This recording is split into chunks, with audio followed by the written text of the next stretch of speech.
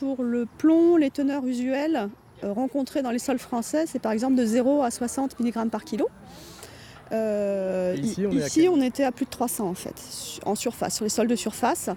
Et en descendant, on est monté à 3000 mg par kilogramme de matière sèche à 1 mètre de profondeur en fait. C'est donc un appareil portable qui envoie donc un rayon X dans l'échantillon. Les ondes, les rayons X reviennent, donc sont renvoyés par la matière. Et ça forme des spectres qui sont analysés et interprétés en termes de teneur en différents éléments et en particulier en métaux. Ce prélèvement-là provient du site de la Fournilière. Je suis venu éventuellement me faire rassurer ou au contraire inquiéter. A priori, on est autour de 80 en plomb en fait. D'accord. Et 110 sans. J'ai pas peur spécialement, mais j'ai envie de savoir. Et puis, si jamais nos légumes ils sont encore plus pollués que ceux d'Intermarché qui viennent de Hollande, c'est peut-être pas la peine de se casser la tête à essayer d'avoir des bons légumes s'ils sont pleins de plomb, pleins d'hydrocarbures et pleins de cyanure. À ce moment-là, on fera une pelouse et on mettra des fleurs.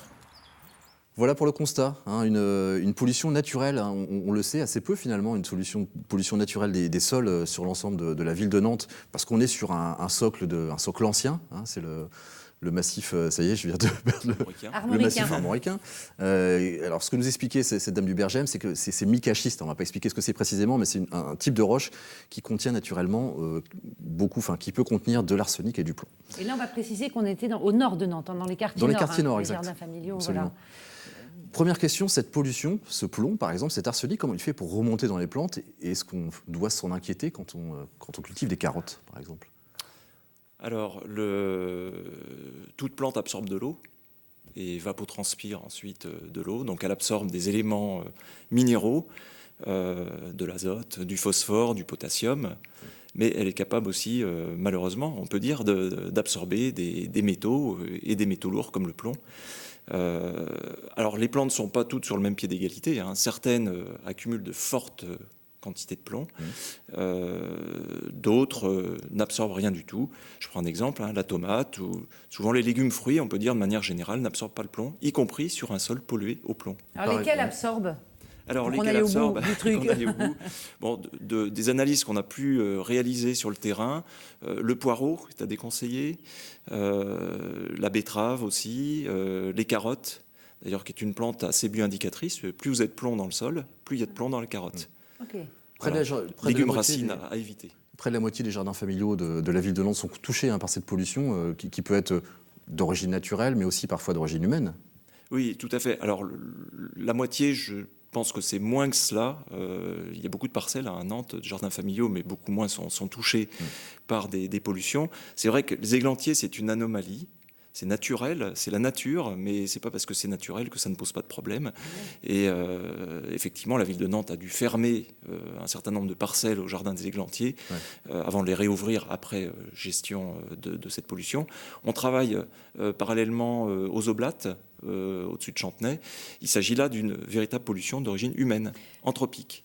C'est une fonderie de plomb qui a émis du plomb un peu comme Métal Europe, et ce plomb a impacté le sol. On va juste rappeler que le plomb est très mauvais pour la santé de l'homme. Oui, c'est pour ça que c'est très inquiétant. Et Sur les teneurs, par exemple, au jardin des Églantiers, on disait près de 300 mg par kilo de terre, c'est ça? Ça veut dire que ça donne des teneurs dans les légumes qui sont directement dangereuses pour la santé, ou c'est vraiment des traces qui... à long terme, non, c'est suffisamment élevé pour ne pas consommer ces légumes. Alors après, c'est toujours la même chose. Il y a la concentration en métal, en plomb en l'occurrence, dont il faut tenir compte, mais également la quantité de légumes que l'on va consommer. À la limite, si on consomme par exemple quelques feuilles de menthe, les plantes aromatiques accumulent beaucoup les métaux. Dans son thé, on n'en consomme pas beaucoup, donc il y a peu de risques que ça porte préjudice à la santé. Par contre, des légumes qui sont consommés en très grosse quantité, même s'ils n'accumulent pas beaucoup, au bout du compte, c'est pas bon. Alors 3 ans après le constat de 2012 de cette pollution aux Églantiers, on cultive à nouveau des légumes. Qu'est-ce qu'on a fait pour rendre la terre plus saine? Alors, la ville de Nantes, qui a été effectivement très transparente sur cette affaire, a joué le principe de précaution, c'est-à-dire qu'elle a remplacé la terre. Enfin, elle ne l'a pas remplacée dans ce cas-là exactement, elle a rajouté de la terre, puisque c'est naturel, le plomb, il est dans tout le sol jusqu'à la roche. Il n'y a rien à faire en gros. Il n'y a rien à faire, elle a rajouté de la terre, 1 mètre de terre saine. Mais le plomb remonte pas? Le plomb ne remonte pas. Le plomb peut descendre quand il pleut. Le plomb pourrait descendre, même si c'est un métal qui est peu mobile, mais pour d'autres métaux, je prends le cadmium par exemple, qui est très mobile, il pourrait descendre sous l'effet des pluies, mais pas remonter. D'accord, donc c'est assez pratique en fait. Cette solution-là, c'est pas mal, c'est relativement facile. Tout à fait. Le seul inconvénient, c'est que c'est une opération extrêmement coûteuse. On manque de terre. C'est des tonnes et des tonnes de camions, j'imagine. Des tonnes et des tonnes de camions. On n'est jamais sûr de la qualité de la terre végétale que l'on fait venir sur le site. Et puis, la prend en campagne ou sur d'autres sites urbains qui sont forcément très propres. Il faut s'assurer que là non plus, alors là, c'était pas pollué, quoi. Voilà. Alors dans le cas des églantiers, c'est de la terre qui vient de la Genelière, au niveau de la base nautique, il me semble, qui a été réaménagée, qui a été bien sûr analysée avant d'être transportée et déposée sur le site. Alors vous travaillez sur une autre solution qui est celle de l'usage des plantes directement pour extirper ces polluants. Oui. Quel est le principe? Alors c'est le même principe en fait que la pollution des légumes par le plomb. Finalement, exactement. vous en tirez parti, vous, pour nettoyer les sols. Voilà. C'est-à-dire que, comme je le disais, certaines plantes sont capables d'extirper, d'aspirer, sont des sortes d'aspirateurs, si je peux caricaturer, à métaux. Et certaines plantes sont capables d'accumuler beaucoup de métaux, le plomb ou autres métaux. Donc on a fait une expérience aux églantiers en 2013 avec une plante, alors qui est, on va dire malheureusement, que l'on consomme aussi par ailleurs. C'est du blé noir, du sarrasin qu'on trouve dans nos crêpes, dans nos galettes. Voilà. Plus de galettes. On était parti d'une expérience japonaise sur cette variété de plantes. Donc effectivement, la plante accumule le plomb. Elle est impropre en consommation alimentaire sur les sols pollués au plomb, mais il faudrait de nombreuses années pour que le sol soit dépollué.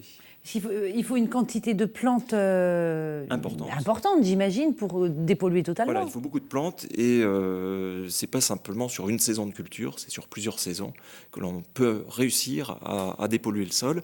Alors vous imaginez que l'on dise à un jardinier, vous partez de la parcelle, de votre jardin pendant 10 ans, et vous reviendrez quand ce sera dépollué. Donc, parce que ce qu'il faut dire aussi, c'est que la fermeture des jardins familiaux des Églantiers a eu un coût social aussi important, parce que pour certaines personnes, c'est souvent l'occasion d'avoir un complément alimentaire non négligeable en fruits et légumes qu'ils n'ont pas forcément les moyens de s'acheter. Et puis même socialement, le fait d'être coupé le week-end, ça a été très mal accueilli à l'époque. C'est pour ça que vous avez monté ça a été très mal accueilli et je pense que les jardiniers doutaient de l'explication qui était donnée, à savoir d'une contamination par le plomb. C'est vrai qu'il y a beaucoup d'aménagements urbains autour de... Ils soupçonnaient qu'on veuille récupérer les terrains pour peut-être de la construction, Voilà, tout à fait. Bon, je pense qu'ils sont rassurés et on est là, nous, en tant que scientifiques, aussi pour épauler la ville et pour rassurer les jardiniers. Je pense qu'ils sont, complètement rassurés. Mais pour terminer sur ce point, nous, on teste une nouvelle expérience qui démarre d'ailleurs demain. C'est de permettre aux jardiniers de continuer à cultiver tout en dépolluant les sols. Alors, évidemment moyennant quelques contraintes. Donc comment est-ce que l'on procède? Ils pourront cultiver des légumes qui n'accumulent pas le plomb. Des tomates, par exemple. Des tomates, des courgettes, la liste les est connue. En fait, les légumes qui sont sur la plante et non pas en racines. Les racines sont plutôt à proscrire. Et puis... ils associeront, donc c'est une expérience participative, c'est de la science participative. Ils cultiveront leurs tomates donc, comme ils le souhaitent. Et ils cultiveront aussi, ou nous on le fera dans un premier temps, on associera aux tomates, ou on le fera en rotation, des plantes dépolluantes. Donc ça permet de continuer la culture de certains légumes, de rester dans leur jardin, tout en dépolluant petit à petit le sol. Mais juste une question bête, les plantes qu'on cultive et qui sont censées dépolluer les sols, on les stocke dans un coin, on les brûle, on les met en décharge, qu'est-ce qu'on en fait? Alors c'est une grosse question. Dans le cas des polluants inorganiques tels que les métaux, le plomb reste le plomb, le cadmium reste le cadmium, ça ne se détruit pas. On ne peut ensuite que gérer un déchet, c'est-à-dire la plante devient un déchet. Ce que l'on fait, c'est qu'on l'incinère pour obtenir le déchet le plus petit possible. Et on peut éventuellement recycler le métal dans l'industrie. Donc des collègues de Nancy le font sur des pilotes expérimentaux avec du nickel. Mais c'est des quantités de plantes, non, qu'il faut pour pouvoir en retirer un peu de métal Oui, il faut quand même des quantités de plantes importantes, mais c'est des études économiques ont montré que ça pouvait être rentable. Un exemple, en Albanie, certains sols sont très riches en nickel. Ces sols ne sont pas suffisamment fertiles pour produire des grandes cultures tels que du blé. Et des agriculteurs ont changé leur mode de production. C'est-à-dire, au lieu de produire du blé, ils produisent des plantes hyper accumulatrices de nickel. Et ensuite, ce nickel est extrait de la plante. La plante est brûlée par un procédé particulier. Le nickel est ensuite purifié, on va dire, ce sulfate de nickel, il me semble, et recyclé dans l'industrie. Moi, j'ai une question très naïve, bien plus naïve que la vôtre, Denis. Le plomb dont on parle, qui vient du sol, que certaines plantes absorbent, il a quelle forme ?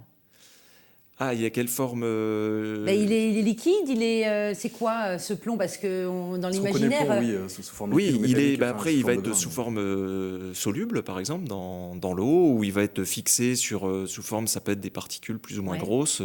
C'est jamais du plomb pur. Et la plante ne le recrache pas dans l'air ? Ça, c'est pas possible. C'est pour ça que je vous posais la question de la forme, pour comprendre que c'était pas volatile. C'est vrai que c'est une bonne question, parce que pour d'autres éléments, par exemple le mercure, certaines plantes sont capables de le volatiliser, ce mercure.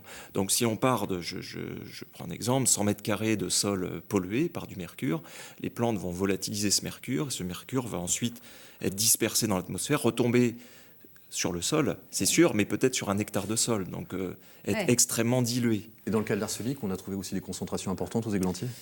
Alors, aux églantiers, il n'y avait pas de problème d'arsenic. Je ne me souviens plus exactement des résultats. On était peut-être sur quelques parcelles légèrement au-dessus du seuil, mais c'était vraiment un problème de plomb. Et l'arsenic se désagrège facilement à l'air libre ? C'est le même problème que le plomb. L'arsenic reste l'arsenic. D'accord. Voilà. Il y a d'autres zones sur la ville de Nantes qui sont touchées. On pense à des zones qui ont un passé industriel. L'île de Nantes, par exemple, en fait partie.